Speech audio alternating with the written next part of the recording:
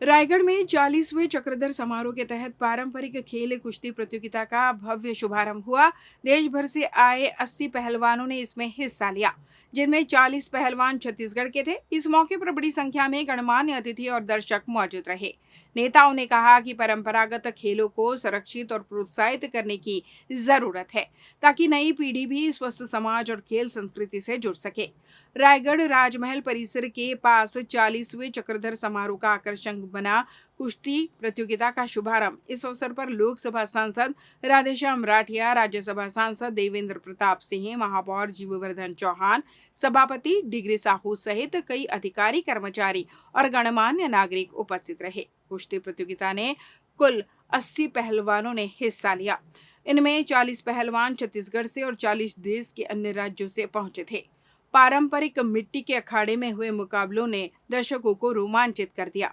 राज्यसभा सांसद देवेंद्र प्रताप सिंह ने कहा कि छत्तीसगढ़ में खेलों का कल्चर लगभग समाप्त होते जा रहा है, जिसे फिर से जीवित करने की आवश्यकता है। उन्होंने कहा कि प्रधानमंत्री नरेंद्र मोदी का भी आह्वान है कि खेल की संस्कृति को पुनर्जीवित किया जाए, क्योंकि जब हमारा युवा, महिलाएं और बुजुर्ग स्वस्थ होंगे, तभी 2047 तक विकसित भारत का सपना साकार हो सकेगा।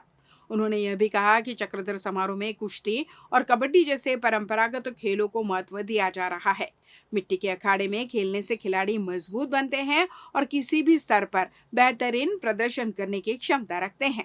आज प्रथम दिन है और लगभग 80 पहलवान इस आयोजन में भाग ले रहे हैं और जैसे कि मुझे बताया गया कि लगभग 40 पहलवान हमारे छत्तीसगढ़ से आ रहे हैं और मैं सभी से वही आह्वान किया हूँ कि हमारे छत्तीसगढ़ में खेल का जो कल्चर है वो लगभग समाप्त हो गया है और हमारे आदरणीय मोदी जी का भी एक आह्वान है सांसद खेल महोत्सव के माध्यम से कि खेल की जो कल्चर है, जो खेल संस्कृति है, उसको वापस जगाना है।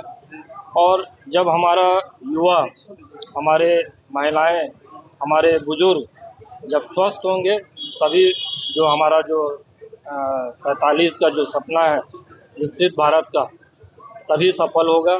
रायगढ़ में आज हमारे अखिल भारतीय कुश्ती राज्य स्तर के हमारे सभी खिलाड़ियों को रायगढ़ में मंच मिला है, तो मैं सबको बहुत बहुत मेरी ओर से बधाई देता हूँ।